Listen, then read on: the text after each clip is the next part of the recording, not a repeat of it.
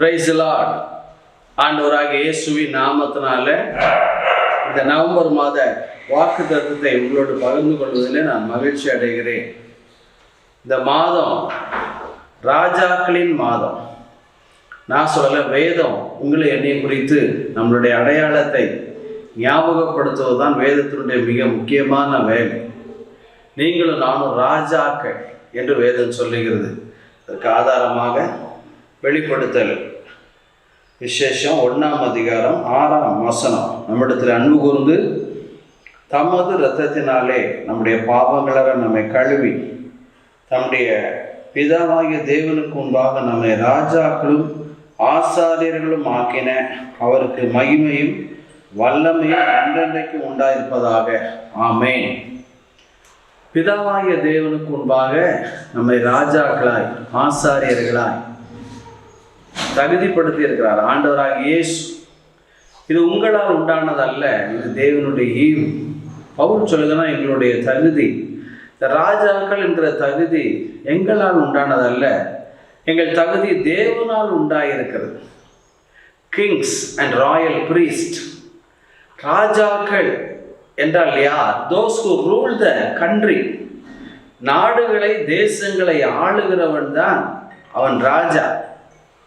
தேசத்தில் இன்ஃப்ளூயன்ஸ் பண்ணுகிறவன், உலகம் முழுவதும் செல்வாக்கு நிரம்பினவன் தான் ராஜா. வேதத்திலே பார்க்கலாம், யாரை அவர் ராஜாவாய் மாற்றுகிறாரா? 1 சாமுவேல் 2:8 அவர் சிறியவனை குளிரிலிருந்து எடுத்து எளியவனை குப்பையிலிருந்து உயர்த்தி அவனை பிரபுக்களோடு உட்கார பண்ணி மகிமை உள்ள சிங்காசனத்தை சுதந்திரிக்க பண்ணுகிறார். புழுதியில் குப்பையில் கிடக்கிற உங்களை என்னையும் சிறியவர்களை எளியவர்களை அவர் உயர்த்தி பிரபுக்களோட உட்கார பண்ணி மகிமையுள்ள சிங்காசனத்தை சுதந்திரிக்க பண்ணுகிறவர் நம்முடைய தேவன். நம்ம இடத்துல அன்பு கூர்ந்து அவருடைய ரத்தத்தினாலே நம்ம நீதிமான்கள் ஆக்கியிருக்கிறார், ராஜாக்கள் ஆக்கியிருக்கிறார். இந்த தகுதி அவரால் உண்டாக்கப்பட்ட தகுதி. காரணம், கர்த்தரே மகா தேவனும் எல்லா தேவர்களுக்கும் அவர் மகாராஜனுமாக இருக்கிறார் என்று வேதம் சொல்லுகிறது. நம்முடைய தகுதி நம்மால் உண்டானது அல்ல, தேவனால் உண்டாயிருக்கிறது. நம்மை தகுதிப்படுத்துகிறவர் தேவனே. அவருடைய இரத்தம் உங்களை என்னையும் நீதிமான்களை ஆக்கியிருக்கிறது, பரிசுத்தவான்களாய் மாற்றியிருக்கிறது, ராஜாக்களாய் மாற்றியிருக்கிறது. ஆதியாகமம் 1ஆம் அதிகாரத்திலேயே நாம் பார்ப்போமானால் ஆண்டு கொள்ளுங்கள் என்று ஆசீர்வதித்தார். ஆளுகை நம்முடைய பிறப்புரிமை.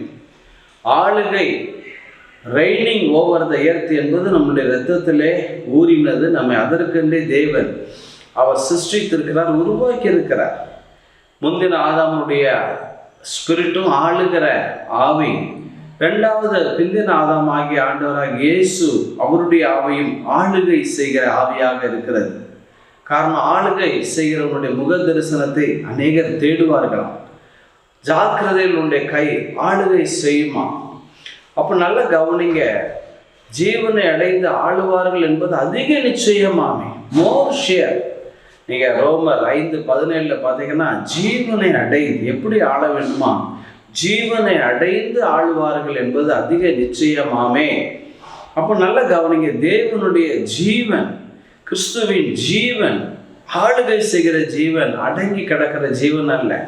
ஒரு குறிப்பிட்ட காலம் வரைக்கும் சுதந்திரவாளியானவனுக்கும் வேலைக்காரனுக்கும் வீட்டு விசாரிப்புக்காரனுக்கும் வித்தியாசம் இல்லை என்று கலாத்தியர் 4:1, 2, 3 வசனங்களிலே வருகிறது. ஏற்ற காலம் வரும் பொழுதோ, குறித்த காலம் வரும் பொழுதோ குமாரன் வெளிப்பட்டது போல, காரணம் நாமும் வெளிப்பட ஆண்டவர் உதவி செய்கிறார். ராஜாக்கள் என் காரணம், நீ ராஜாவா என்று இயேசுவை கேட்ட பொழுது அவர் சொன்னார், நாம் ராஜா தான். அப்போ இந்த மாதம் முழுவதும் ராஜாக்களை குறித்து தான் நம்ம தியானிக்க போகிறோம். ராஜாவினுடைய முகக்கடையிலே ஜீவன் உண்டாம். அந்த ஜீவன் பார்த்தீங்கன்னா முகத்தில் கூட வெளிப்படும். சேவானுடைய முகத்தில், மோசேனுடைய முகத்தில், ஆண்டவராக இயேசுவினுடைய முகத்தில் பிரகாசமாக இருந்ததா. மோசேனுடைய முகத்தை பார்க்க முடியலையா? அப்போ சொஸ்த மனம் உடலுக்கு ஜீவன் என்று வேதம் சொல்லுகிறது. எங்களுடைய சரீரத்தில் அவருடைய ஜீவன் விளங்குகிறது. பவுல் செத்து போனான்னு கல்லறிந்து கொண்டு போட்டு விட்டார்கள்.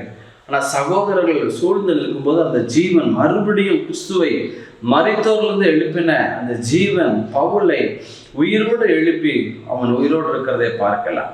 முகக்கலையிலே ஜீவன் உண்டு. ராஜாவின் முகக்கலையிலே பாருங்க, ஷாத்ராக், மேஷாக், ஆபேத்நேகோ மற்ற 4 வாலிபர்களையும் பார்க்கணும்.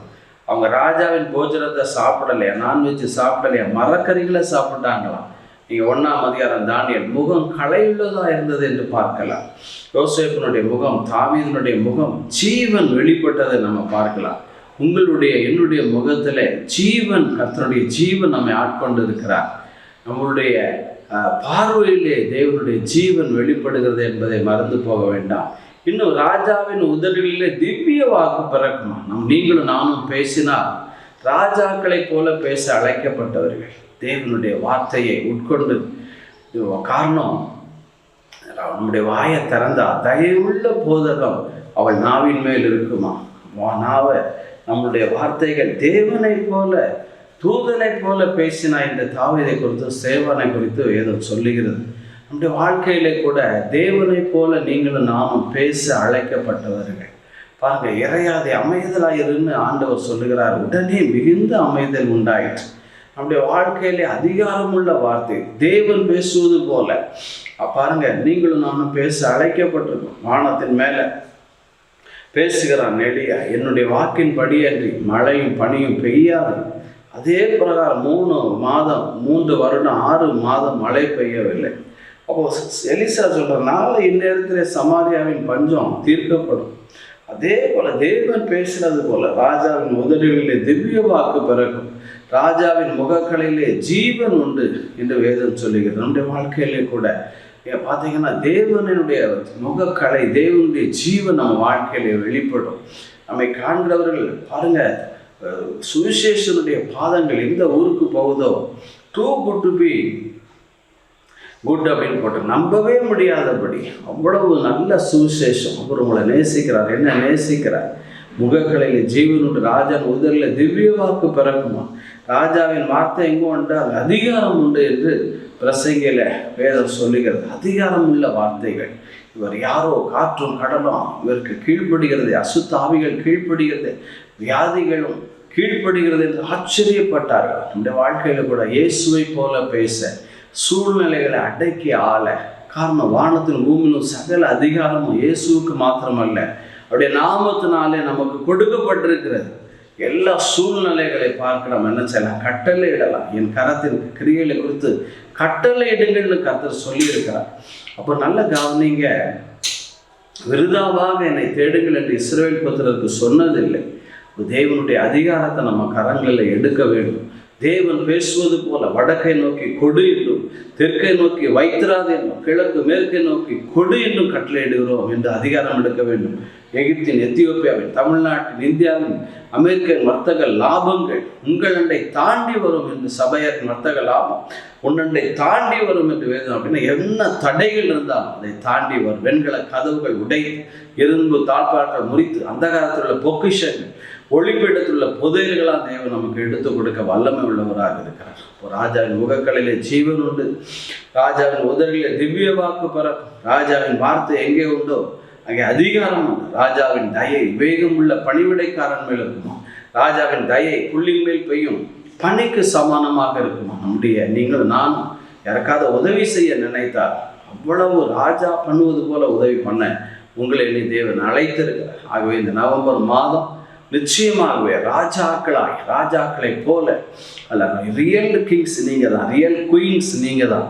தேவன் அவருடைய ரத்தத்தினாலே நம்மை மாற்றி இருக்கிறார். ஆகவே நீங்கள் சோர்ந்து போக வேண்டாம். சூழ்நிலைகள் மேலே அதிகாரங்கள் எடுங்கள், பொருளாதாரத்தின் மேலே அதிகாரத்தின் எடுங்க, வியாதிகள் மேலே, உங்கள் குடும்பத்தார் மேலே, உங்கள் சரீரத்தின் மேலே இயேசுவின் நாமத்தினால வீணையே சுரமண்டலமே அதிகாலையில் எழும்பு என்று தாவீது சொல்லுகிறார். அப்போ நல்ல கவனிங்க, தேவனுடைய அன்பினால் நிரப்பப்பட்டு தேவனுடைய ஜீவன் விளங்கும்படியாய் நம்ம சரீரத்தில் கர்த்தருடைய வல்லமை தங்கி இருக்கும். உடன்படிக்கை பெட்டியாய் நீங்கள் நான் இருக்கிறோம். ஊசாய் கர்த்தருடைய பெட்டியை தொட்ட மாத்திரத்தில் ஒரு வல்லமை பாய்ந்தது போல வியாதியஸ்தரின் மேலே, உங்கள் மேலே, என் மேலே, உருமால்கள், கச்சைகள், நிழல்கள் மேலே வல்லமை பாயும் என்று கர்த்தர் சொல்லுகிறார்.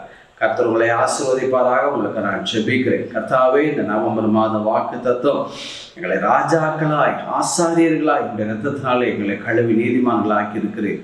எங்களை தகுதிப்படுத்தி இருக்கிறீர் ஆண்டவரே. ராஜாக்களை போல எங்கள் முகங்களிலே ஜீவன் உண்டு, எங்கள் வார்த்தை எங்கே உண்டு அங்கே அதிகாரம் உண்டு, எங்கள் உதடுகளிலே திவ்ய வாக்கு பிறக்கும். ராஜாவின் தயை விவேகம் உள்ள பணிவிடைக்காரன் மேல் இருக்கும். ராஜாவின் தயை புள்ளின் மேல் பெய்யும் பணிக்கு சமானம் என்ற வார்த்தையின்படி கர்த்தாவே சுத்த இருதயம் உள்ளவனை ராஜாக்கள் விரும்புவார்கள். எங்களுடைய வாழ்க்கையிலே கூட நாங்கள் ராஜாக்கள் என்கிற அறிவை நீர் கொடுத்திருக்கிறீர். ஆண்டு கொள்ளுங்கள், ஜீவன் அடைந்து ஆளுவார்கள் என்பது அதிக நிச்சயமாகும். சூழ்நிலைகளை ஆள, பொருளாதாரத்தை ஆள, நாட்டை ஆள, எங்கள் சரிதங்களை ஆள, எங்கள் குடும்பங்களை ஆள, பட்டணங்களை ஆள கர்த்தாவே எங்களை அழைத்திருக்கிறீர் ஆண்டவரே. அதற்காக நன்றி செலுத்துகிறோம்.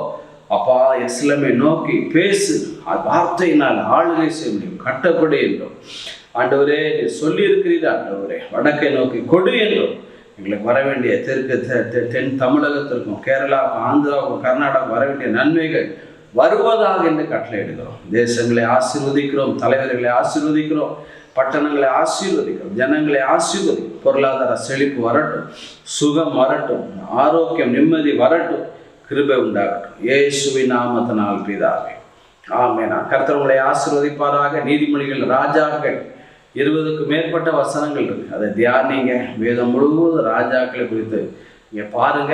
அப்படிப்பட்ட எண்ணங்கள், சிந்தைகள் உங்கள் உள்ளத்தில் உருவாகட்டும். கர்த்தர் இந்த ராஜாக்களை போல இந்த மாதத்தில் நீங்கள் வாழ்வீர்கள். God bless you. Praise the Lord.